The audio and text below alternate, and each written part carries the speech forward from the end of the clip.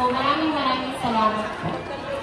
Ako po yung assign na HRH nurse po sa Barangay Poblacion. So meron din po kami dito na for immunization. So i-discuss ko lang po yung kahalagahan ng immunization. Diba, meron po tayong mga vaccine like BCG vaccine. So ang sakit po na naiiwasan ito na ay tuberculosis.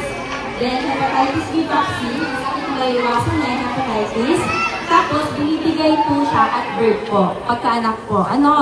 Then meron din po tayong binibigay kapag 6 weeks, 10 weeks, and 14 weeks sa si baby.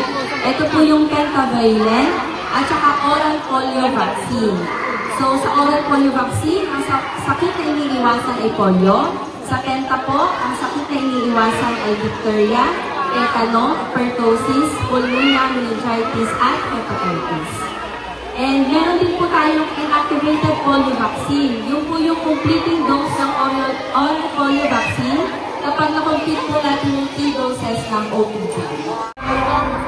Bibigyan po ako ng kaalaman ko ang kahalagahan po ng pagbibigay po natin ng kaalaman sa ating mga bagay. So, ibigay po ito ng DOH sa edad na 6 months hanggang 15 months po. So, kasi po ibibigay every 6 months po. Ito po ay pinapakapsulin po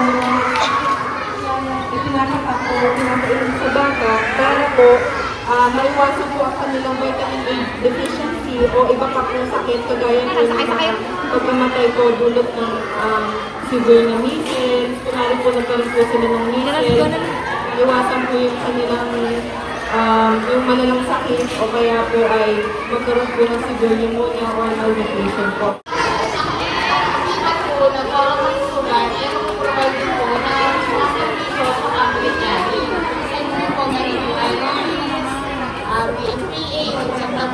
Yung mga contact po, maaari kami ibigay para sa inyo.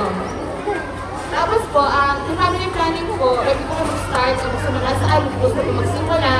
Yung po sa mga buntis o mga anak po na mga mami, kung gusto na po family planning po o magsimula, dapat po dito sa center o sa akin po ngayon, dapat po kayo dapat po ng 6 weeks appointment day to next time na family planning.